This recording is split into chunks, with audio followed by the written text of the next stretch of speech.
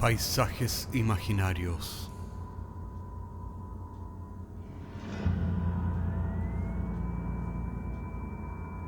Una producción Cortés Rojas.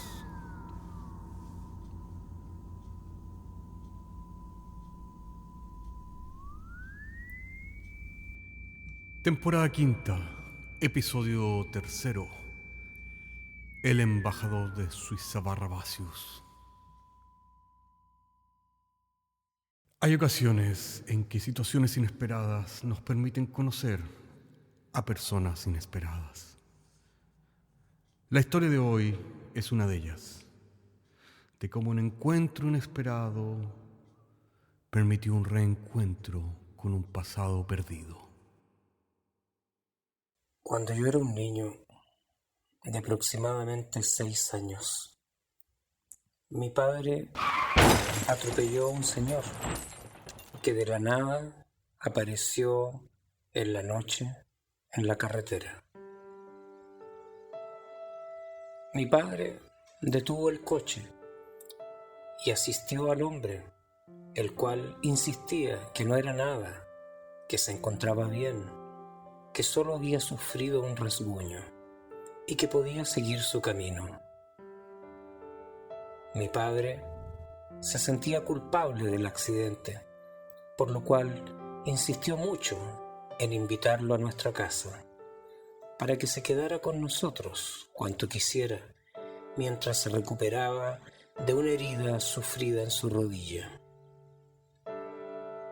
El hombre aceptó el ofrecimiento y vivió con nosotros aproximadamente una semana mientras se recuperaba de su herida. Durante su estadía en nuestra casa, el hombre aseguró ser un embajador de un país desconocido y que se encontraba en una misión especial. Nos dijo que su país no figuraba en ningún mapa oficial, pero que esto era natural, debido a que nuestros mapas del mundo eran inexactos. Nos mostró dibujos de su país, los cuales enseñaban una misteriosa arquitectura que nunca habíamos visto. Nos permitió escuchar la música de su país, nos relató sus leyendas y su sentido del humor. El embajador vestía extrañamente, daba la alarmante sensación de estar disfrazado. Era muy alto y su pelo era completamente blanco.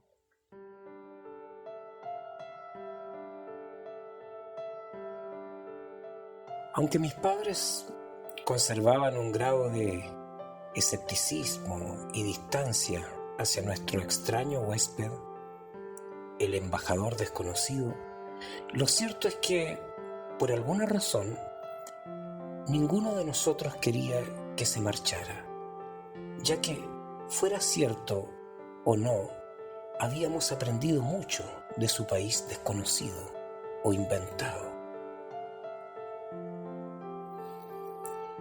Era como si de alguna manera hubiéramos conocido este país a través de sus dibujos, sus canciones y relatos. Fue entonces como nació en mamá la idea de visitar aquel país desconocido. ¿Por qué no? Podríamos hacerlo. Por cierto, el nombre de este embajador era impronunciable, por lo cual nosotros convenimos en llamarle Albert para nuestra propia comodidad. Albert nos advirtió que no habían vuelos directos a su país, que habría que hacer una larga travesía con escalas y combinaciones, pero que finalmente llegaríamos a aquel país que no figuraba en los mapas. Un tiempo más tarde, mis padres, Albert y yo, iniciamos nuestro viaje hacia la tierra de Suiza Barrabacios. Para ello, tuvimos que abordar barcos y aviones e incluso trayectos de transporte animal. Una noche de neblina, llegamos al aeropuerto de Suiza Barrabacios, donde descansaban enormes globos aerostáticos y dirigibles. El embajador fue recibido con todos los honores inherentes a su cargo por una comitiva de honor, los cuales vestían las mismas extrañas prendas que él nos había enseñado en sus dibujos. Fue así, recién entonces, en ese momento, que mis padres se dieron cuenta que todo cuanto decía este extraño hombre al cual llamábamos Albert era nada más ni nada menos que la más pura y santa verdad. La comitiva nos ofreció un tour por la ciudad de Omsk, aunque también nos ofrecieron la alternativa de viajar por la ciudad a nuestro completo capricho. Como Albert nos había familiarizado con los usos y costumbres de su país, inclusive su extraño idioma, mis padres decidieron vagabundear por la ciudad, luego de haber sido alojados en la hermosa residencia del embajador.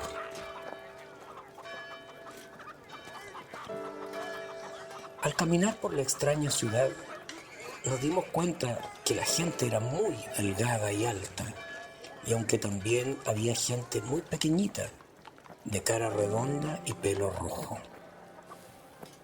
Mi madre se emocionó al reconocer el gran ministerio de los objetos perdidos de Suiza Barrabacios, el cual solo le había parecido un hermoso sueño en la cabeza de Albert, y ahora estaba allí, frente al imponente edificio de los objetos perdidos, que según nos había dicho Albert, cualquier ciudadano del mundo podía ir y reclamar sus objetos perdidos en el tiempo, no importando el lugar ni el tiempo en que lo hubieran extraviado.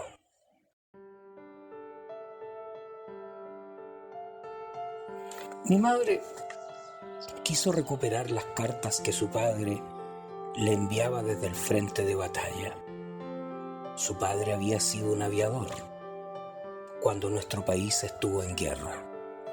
Esas cartas se habían perdido alguna vez en el tiempo y eran el único recuerdo que ella conservaba en su memoria de su padre, quien nunca volvió de la guerra.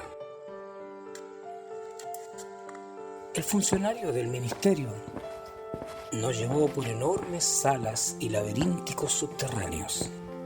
Finalmente, le entregó una caja con todos los sellos del país y en su interior mi madre encontró las cartas de mi abuelo, el aviador.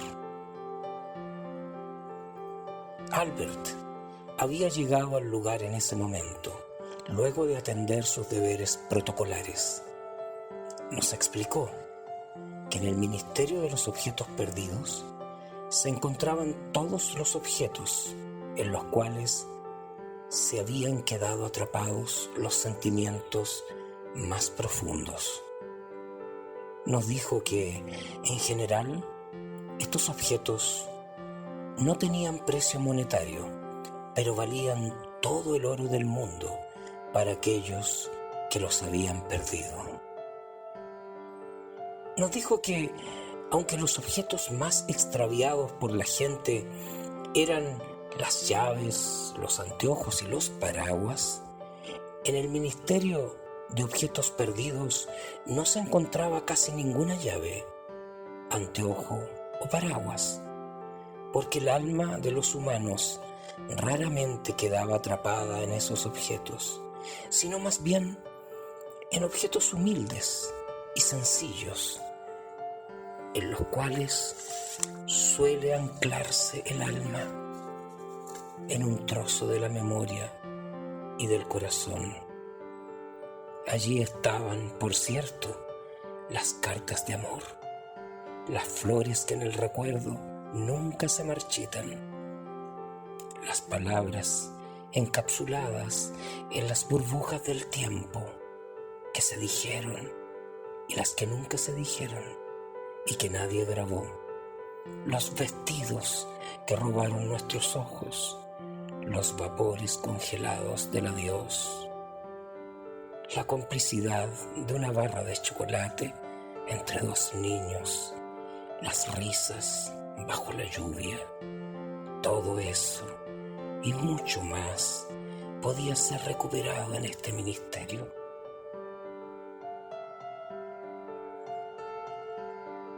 Pero había objetos que era mejor olvidar, objetos registrados en el ministerio, pero que su solo hallazgo podría desatar tormentas de odio y de guerra.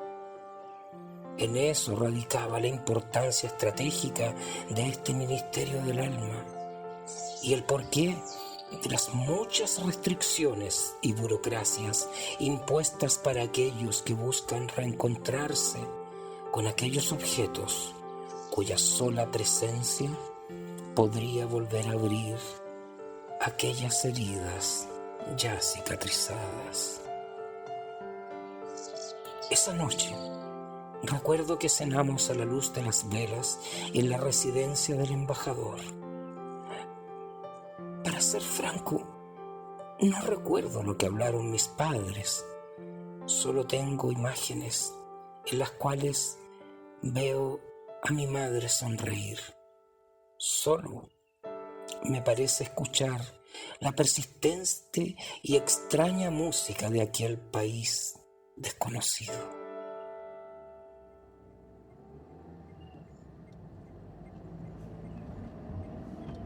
Cuando desperté, viajaba todavía en el asiento trasero del auto de mi padre. Era de noche. Mi padre hizo un giro inesperado para no atropellar a un caminante que de la nada había aparecido en el camino. Mi padre bajó el vidrio decididamente, sacó su cabeza por la ventana para gritarle algo al caminante, pero por alguna extraña razón se abstuvo de hacerlo. Miré hacia atrás y pude ver el rostro del caminante, quien me devolvió una enigmática sonrisa que nunca olvidaré. Al llegar a casa, mi madre se sacó el abrigo y lo colgó en la percha del living. Cuando miró hacia la mesa del centro, se encontró con una extraña caja que ostentaba los sellos de un país lejano. En la caja estaban las cartas del abuelo. Esa noche, mi madre las volvió a leer una y otra vez, bebiendo cada una de aquellas palabras que regaban un inmenso desierto que había en su corazón.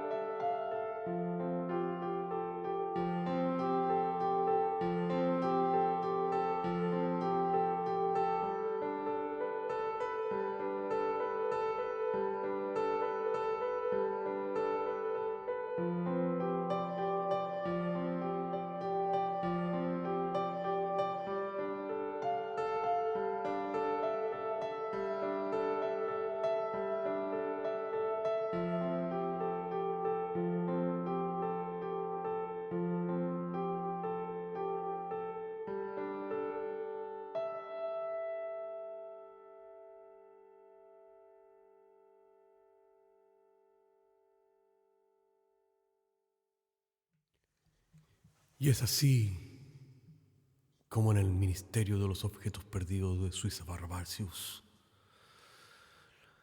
Lo que ha dejado de ser de nosotros sigue existiendo para siempre. Nos vemos la próxima semana.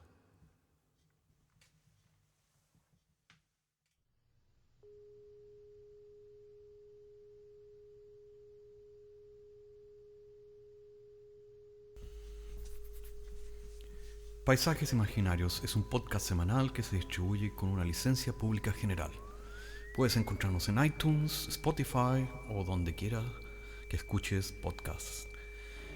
Contáctanos a paisajes@caco.cl. Hasta la próxima semana.